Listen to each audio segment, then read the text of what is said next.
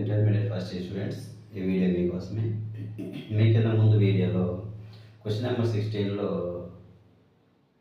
గద్య భాగానికి సంబంధించి ఫస్ట్ 3 లెసన్స్ సంబంధించినటువంటి ఏకపదాలు ఒక వీడియో చేయడం జరిగింది. మిగతా 2 లెసన్లకు సంబంధించినటువంటి వాక్యాలను ఈరోజు మనం టాపిక్లో చెప్పుకుందాం.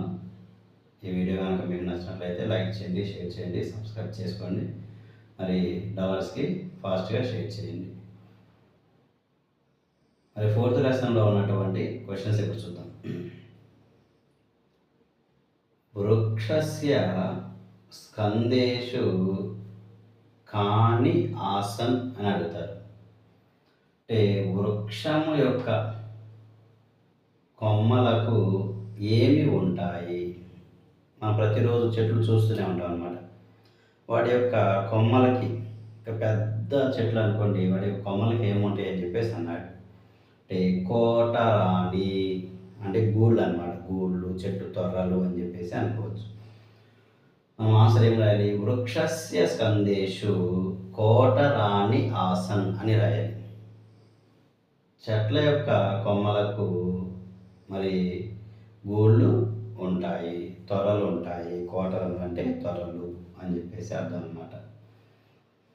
తర్వాత ఒకవేళ రాక్షసస్య నామకిం, ఈ లెసన్లో రాక్షసుడి యొక్క పేరు ఏమిటి అని అడిగినట్లయితే రాక్షసస్య నామ దయారామ అని చెప్పేసి రాయాలి. రాక్షసుడి యొక్క పేరు దయారాముడు అన్నమాట ఈ లెసన్లో. మరి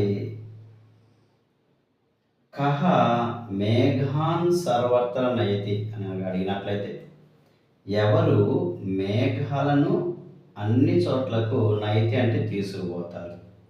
ఇది సాధారణమైనటువంటి విషయం అన్నమాట. ఇది ప్రతిరోజు మనం మేఘాలు చూస్తూ ఉంటామన్నమాట. సాధారణమైనటువంటి విషయం. ఓకేనా? పవనః మేఘాన్ సర్వత్ర నయతి. పవనములు మరి మేఘాలను అన్ని చోట్లకు తీసుకుని వెళ్తాయి అన్నమాట.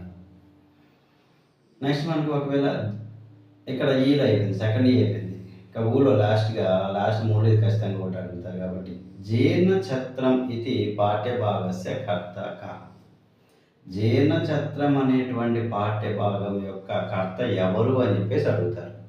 అప్పుడు మీరు జీర్ణఛత్రం ఇది పాఠ్యభాగస్య కర్త పుల్లెల శ్రీరామచంద్ర అని రాయాలి. జీర్ణఛత్రం అనే పాఠ్యభాగం యొక్క కర్త రచించినటువంటి వ్యక్తి ఎవరయ్యా అంటే పుల్లెల శ్రీరామచంద్రుడు. గుర్తుపెట్టుకోండి, పుల్లెల శ్రీరామచంద్రుడు. విజయసింహస్య పితుః నామ కిం అని అడుగుతారు. అంటే విజయసింహుని యొక్క తండ్రి పేరు ఏమిటి అని అడిగినట్లయితే మీరు ఆన్సర్ విజయసింహస్య పితుః నామ ధనసింహ అని చెప్పేసి ఆన్సర్ అయ్యారు. విజయసింహుని యొక్క తండ్రి పేరు ధనసింహుడు. ఒకవేళ ఛత్రం కీదృశం, గొడుగు ఎలాంటిది అని అడిగినట్లయితే ఛత్రం జీర్ణం అని చెప్పేసి రాయాలి. అంటే గొడుగు పాతది అని చెప్పేసి మనం ఆన్సర్ రాయాలన్నమాట. మరి వీటిని ఫస్ట్ పదం ఆన్సర్ పదం అనేది ప్రాక్టీస్ చేయొచ్చు. లేకపోతే ఈ విధంగా గుర్తుపెట్టుకోండి. వృక్షస్య స్కందేషు కోటరాని ఆసన్. మనం ప్రతిరోజు కూడా ఇంకా బస్సులో వెళ్తున్నా, ఎలా వెళ్తున్నా సరే, రోడ్డు మీద వెళ్తున్నా చెట్లు కనబడతా ఉంటాయి. గమనించండి, ప్రతిరోజు చెట్లను చూసి ఓకేనా, ఆ చెట్టు త్వరలు కానీ కనపడినట్లయితే వాటిని కోటరములు అని చెప్పేసి పిలుస్తూ ఉన్నాను అన్నమాట. ఏదైనా పక్షులు అక్కడ నివసిస్తుంటే కోటరములలో పక్షులు నివసిస్తున్నాయి అని చెప్పేసి కొన్ని రోజులు అలవాటు చేసుకోండి. ఇవి వాయిస్కి ఖచ్చితంగా ఇది ఈజీ అయిపోతుంది ఈ ఆన్సర్ అనేది. మరి రాక్షసస్య నామ దయారామ అని రాయాలేనంటే ఇక్కడే లాజిక్ ఉందన్నమాట. ఇవన్నీ లాజిక్గా చెప్తున్నాను మీకు.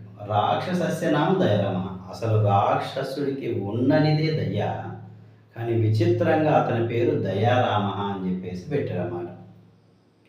రాక్షసుడికి ఉన్ననిది దయ, కానీ అతని పేరే దయారామ. ఓకేనా? పవనః మేఘం సర్వత్ర నయతి. పవనము, ఋతు పవనాలు అని చెప్పేసి అంటారు. ప్రతిరోజు ఇంటికి వెళ్ళేటప్పుడు ఆకాశం చూస్తుండండి, పవనాలు మేఘాలను తీసుకెళ్తున్నాయి, పవనాలు మేఘాలను తీసుకువెళ్తున్నాయి అని చెప్పేసి అనుకుంటూ ఉండండి. కొన్ని రోజులకి ఈ యొక్క పదం అనేది అలవాటు అయిపోతుంది. గాలి అని పిలవకుండా పవనము అని చెప్పేసి మాటలు యూజ్ చేయండి. ఖచ్చితంగా ఇది ఈజీ అవుతుంది. పవనం మేఘాన్ని కదిలిస్తుంది. సింపుల్‌గా జీర్ణ చత్రం. ఇక్కడ చూడండి జీర్ణ చత్రం ఈ పదంలో ఆన్సర్ గుర్తుపెట్టుకోవచ్చు. జీర్ణ చత్రం అంటే పాతదైనటువంటి గొడుగు. ఈ గొడుగుని దేనితో తయారు చేస్తారు? సన్నని ఇనుప పుల్లలతో. సన్నని ఇనుప పుల్లలతో. సో అవేంటి పుల్లలన్నమాట. పుల్లలతో తయారు చేసిన గొడుగు. కాబట్టి ఈ పుల్లలతో ఎవరు గొడుగును తయారు చేశారయ్యా అంటే పుల్లెల శ్రీరామచంద్రుడు. పుల్లలు, పుల్లెల అలా గుర్తుపెట్టుకోండి. చాలా ఈజీగా ఇది మీరు ఆన్సర్ చేయొచ్చు అన్నమాట. మామూలుగా అయితే కష్టం. ఓకేనా?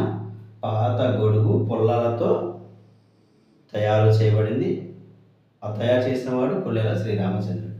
విజయసింహస్య పితులు నామ ధనసింహ. మరి ఈ ఆన్సర్ ఎలా గుర్తుపెట్టుకోవాలి? అసలు ప్రతి ఒక్క వ్యక్తి కూడా తన జీవితంలో విజయం సాధించాలని చెప్పేసి అనుకుంటారు. జాబ్ కానీ లేదా క్రికెట్‌లో కానీ ఏదైనా సరే. మరి విజయం సాధించిన తర్వాత ఆ వ్యక్తికి వచ్చేది ధనమే. సో విజయానంతరం ధనం అనేటువంటి మాట గుర్తుపెట్టుకోండి. మాట అనుకోండి. విజయానంతరం ధనం. మనం ఒక గేమ్‌లో గెలిచాము. మన డబ్బు వస్తుంది. కాబట్టి విజయ అని కనబడితే ధన అనేటువంటి మాట గుర్తుపెట్టుకొని ఈ ఆన్సర్ రాసేయచ్చు అన్నమాట. ఇంకా చత్రం జీర్ణం ఇది లెసన్ పేరు అన్నమాట. జీర్ణం చత్రం, చత్రం జీర్ణం అని చెప్పేసి ఇది ఆన్సర్ ఈ విధంగా చేయొచ్చు అన్నమాట. ఈ విధంగా మరి టిప్స్‌తో షార్ట్ కట్స్‌తో ఈ విధంగా ఆన్సర్‌ని నేర్చుకోండి. ఓకేనా?